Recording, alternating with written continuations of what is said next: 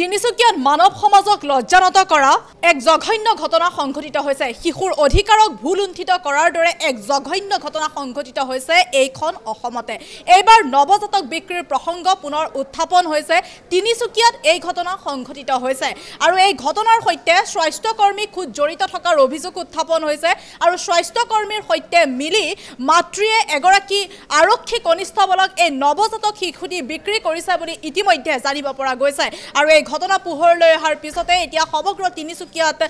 যথেষ্ট চাঞ্চল্য অব্যাহত থকা পৰিলক্ষিত হৈছে। পুনৰবাৰ জনাইছো, যি মাতৃক কোৱা হয় আই সমান হ'ব কোন, নৈ সমান বব কোন, এনে এগৰাকী জন্মদাত্ৰী মাতৃয়ে এক নিকৃষ্ট ঘটনা সংঘটিত কৰিছে। নিজ সন্তানক জন্মৰ কিছু মুহূৰ্তৰ পিছতে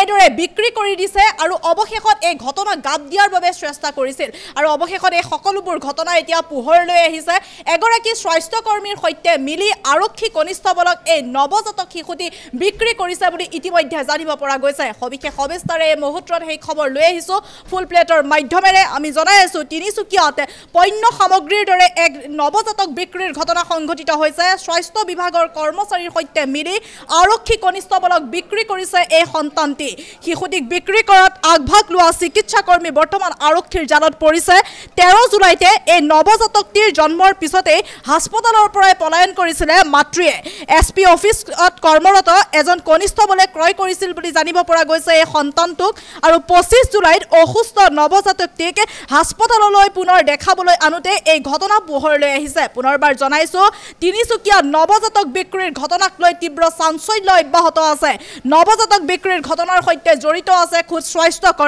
স্বাস্থ্যকৰ্মী জিনামণি গোহাঁইক ইতিমধ্যে আৰক্ষীয়ে আটক কৰিছে বুলি জানিব পৰা গৈছে। আৰক্ষীয়ে সোধপোছ অব্যাহত ৰাখিছে। তিনিচুকীয়া অসামৰিক চিকিৎসালয়ৰ পৰাই আটক কৰিছে এইগৰাকী স্বাস্থ্যকৰ্মী জিনামণি গোহাঁইক আৰু কনিষ্ঠবল CUG তিৱাৰীক অবৈধভাৱে বিক্ৰী কৰিছিল বুলি জানিব পৰা গৈছে। এই শিশুটি জিলা শিশু সুৰক্ষা বিভাগৰ জিম্মাত ইতিমধ্যে এই শিশুটিক লোৱা হৈছে। 13 জুলাইতে মাৰ্ঘেৰিটাৰ FRUত বৰডুমচাৰ মৰাণ উপাধিৰ এগৰাকী মহিলাই এই নৱজাতকটিক জন্ম দিছিলে আৰু তাৰ কিছু মুহূৰ্তৰ পিছতেই ধনৰ বিনিময়ত এইগৰাকী মাতৃয়ে স্বাস্থ্যকৰ্মী জিনামণি গোহাঁইৰ সৈতে লগ লাগি তিনিচুকীয়া আৰক্ষী অধীক্ষক কাৰ্যালয়ত কৰ্মৰত আৰক্ষী কনিষ্ঠবল CUG তিৱাৰীক এই শিশুটিক বিক্ৰী কৰাৰ অভিযোগ উত্থাপন হৈছে আৰু এই হঠাৎ শিশুটি অসুস্থ হৈ পৰিছিল আৰু অসুস্থ হৈ পৰাত পুনৰ চিকিৎসাৰ বাবে আনিছিল আৰু তেতিয়াই উৰহি গছৰ সকলোবোৰ ওলাই পৰিছিলে আৰু সেই সময়তেই জিলা শিশু সুৰক্ষা বিভাগে নৱজাতকটিক নিজৰ জিম্মাত লৈ চিকিৎসা প্ৰদান কৰাৰ লগতে সমগ্ৰ ঘটনাৰ তদন্ত সন্দৰ্ভত ইতিমধ্যে তিনিচুকীয়া সদৰ আৰক্ষী থানাত এজাহাৰ দাখিল কৰিছে বুলিও জানিব পৰা গৈছে আৰু এই এজাহাৰৰ ভিত্তিতেই স্বাস্থ্যকৰ্মী জিনামণি গোহাঁইক আটক কৰিছে যদিও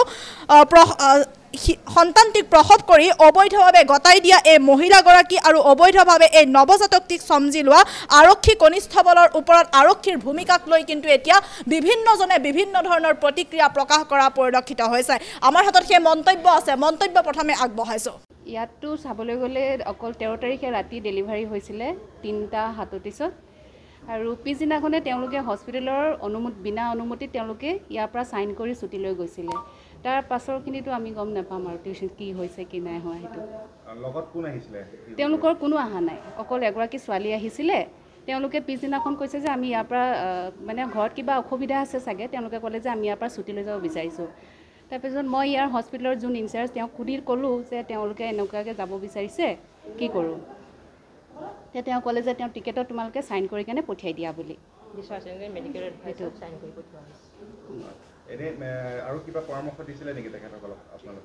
নাই, আমি একো পৰামৰ্শ তাত দিয়া নাই। তেওঁলোকক যে কৈছিলোঁ আমিতো ইয়াত 48 আৱাৰ্ছৰ মানে ভিতৰত আমাৰ ছুটি দিয়াৰ সেইটো কোনো নিয়ম নহয়। তেওঁলোকে ক'লে যে ঘৰত কিবা অসুবিধা আছে বুলি কৈছিলে, অসুবিধা থকাৰ কাৰণে আৰু সেইটো আমি তেওঁলোকে নিজে চাইন কৰিছে টিকেটত, চাইন কৰি ইয়াৰ পৰা ছুটি লৈ গুচি গৈছে। ইয়াত আশাগৰাকীয়ে লৈ আহিছিলে। নাই, তেনেকৈ একো ইয়াত কোৱা নাই।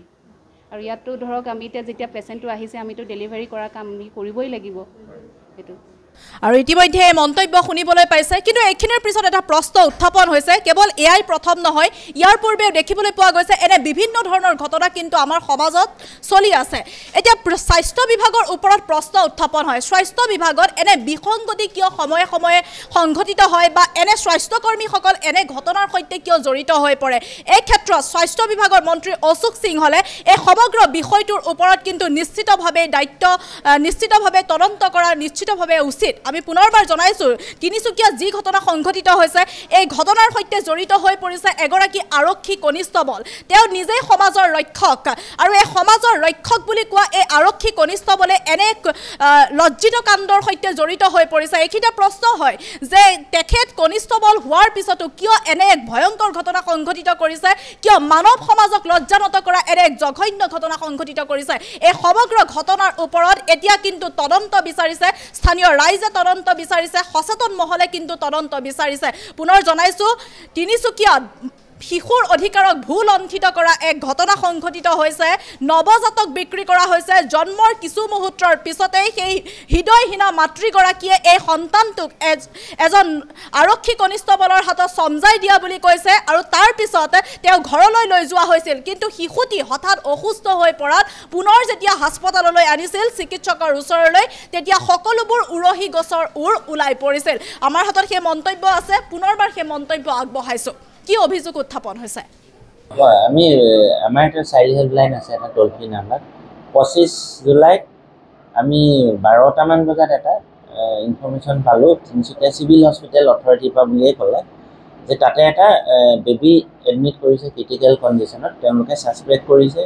মাক দেউতাক এডপ্টেড আৰু মই ইমিডিয়েট আমাৰ চাইল্ড হেল্পলাইনৰ কোঅৰ্ডিনেটৰ আমাৰ কেছ ৱৰ্কাৰ ছুপাৰভাইজাৰ মই পঠাই দিলোঁ তাত সোধপোছ কৰোঁতে মানে এডপ্টিভ পেৰেণ্টছক পালে এডপ্টিভ পেৰেণ্টছে কিন্তু এডমিট কৰিছে যে আমি এইটো তুলি লৈছোঁ আমি বাচ্চাটো তুলি লৈছোঁ বাচ্চাটো তুলি লৈ তেওঁলোকে এখন আনৰেজিষ্টাৰ্ড ষ্টেম্প পেপাৰ দেখাইছে কোনো নাই লিখা মেলা দুইটা আণ্ডাৰটেকিং আৰু সেইটো তেওঁলোকৰো সন্দেহ হ'ল আমাৰ টিমটো ইমিডিয়েট ক'লে আপোনালোকে আমাৰ অফিচত আহি কনচাৰ্ণ দেখাওক মানে লিগেল ডকুমেণ্টছ দেখাওক সেইমতে তেওঁলোক আহিলে ইয়াতে আহি যেতিয়া সোধপোছ কৰোঁ পিছত ওলাইছে যে তেওঁলোকে যি বায়'লজিকেল পেৰেণ্টছ তেওঁলোকৰ লগত যোগসূত্ৰই নাই তেওঁলোকৰ বাচ্চাটো দিছে এগৰাকী তেওঁলোকে নাৰ্ছ বুলিয়ে কৈছে মই পিছত খবৰ লওঁতে গম পালোঁ মানুহগৰাকী নাৰ্ছ নহয় জিনা গোহাঁই নামৰ এগৰাকী মানুহ তেওঁ ৱাৰ্ড গাৰ্ল তিনিচুকীয়া চিভিল হস্পিটেলৰ আৰু যাৰ বাচ্চা জন্ম হৈছে বায়'লজিকেল মাডাৰ হ'ল ঋতু কঠালগুৰি বৰডুমচা তেওঁলোকৰ আচলতে পিছত সোধোঁতে গম পালোঁ তেওঁলোকে বহুত লেটকৈ এবৰ্চন কৰিব আহিছিলে তেওঁলোকৰ মানে ফেমিলি প্লেনিং নাছিলে এই নাৰ্ছগৰাকীয়ে তেওঁলোকক মেনিপুলেট কৰিলে যে এতিয়া এবৰ্চন কৰিব পৰা নহ'ব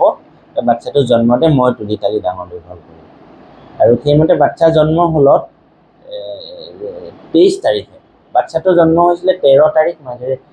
13 জুলাইত মাঘৰিটা এফাৰু ৰাতিপুৱা আৰু 23 জুলাইৰ দিনা বাচ্চাটো সেই মানুহগৰাকীয়ে সিহঁতৰ মানে ক'ৰবাত চামুৱে লক কৰি বৰডুমচা ফালে বাচ্চাটো লৈ আহিলে আহি বেলেগ এটা ফেমিলিক তেওঁ দিলেহি ফেমিলিটোক দিলে সুবচনী তিনিআলিত আৰু সুবচনী তিনিআলিত দি বেলেগ মানুহে গম পায় সেই বুলি সেই ফেমিলিটোক এই ৱাৰ্ড গাৰ্লগৰাকীৰ লগত দুদিন ৰাখিলে যে বাচ্চাটোৰ কণ্ডিশ্যনটো অকণ বেয়া হ'ল 25 তাৰিখৰ দিনা বাচ্চাটো তিনিচুকীয়া চিভিল হস্পিটেলত এডমিট কৰিছে তাৰপাছতে আমাৰ ইনফৰমেশ্যনটো আহিলে আমি ৰেস্কিউ কৰিলোঁ বাচ্চাটো এতিয়া আমাৰ চিডলিচি জিম্মাতে সুস্থ হৈ আছে আৰু আমি এটা FIR দিছোঁ যিহেতু এইটো এটা ইলিগেল এডপশ্যনো হয় আৰু ইয়াতে কিন্তু বেচা কিনাৰো এটা মানে এই যি লৈছে তেওঁ কিন্তু কৈছে যে যিগৰাকী নাৰ্ছে তেওঁক 1 লাখতকৈ বেছি পইচা দিব লাগিব বুলি তেওঁক ডিমাণ্ড কৰিছে এটা বেচা কিনাৰো কথা এটা আহি গ'ল সেইটো কাৰণে আমি এটা FIR দিছোঁ গোটেই ছিষ্টেমটোৰ ওপৰত পুলিচে সোধপোছ কৰি আছে মই কালিলৈকে কিন্তু এই জিনা গোহাঁই বোলাগৰাকী পলাতক বুলিয়ে মই গম পাইছিলোঁ আজি আপডেট মোৰ হাতত নাই আহিলে গম পাম কি হয় কিন্তু পুলিচে সোধপোছ সকলোকে আমাকো কৰিছে আমাৰ বায়'লজিকেল পেৰেণ্টছকো কৰিছে এডপ্টিভ পেৰেণ্টছকো কৰি আছে কোন পেৰেণ্টছৰ ভিক্টিম পেৰেণ্টছৰ অৰিজিনেল ঘৰ UP, তেওঁ অসম পুলিচতে কৰে বুলি কৈছিলে। তেওঁ দহতীয়া চুকত ভাড়া লৈ থাকে।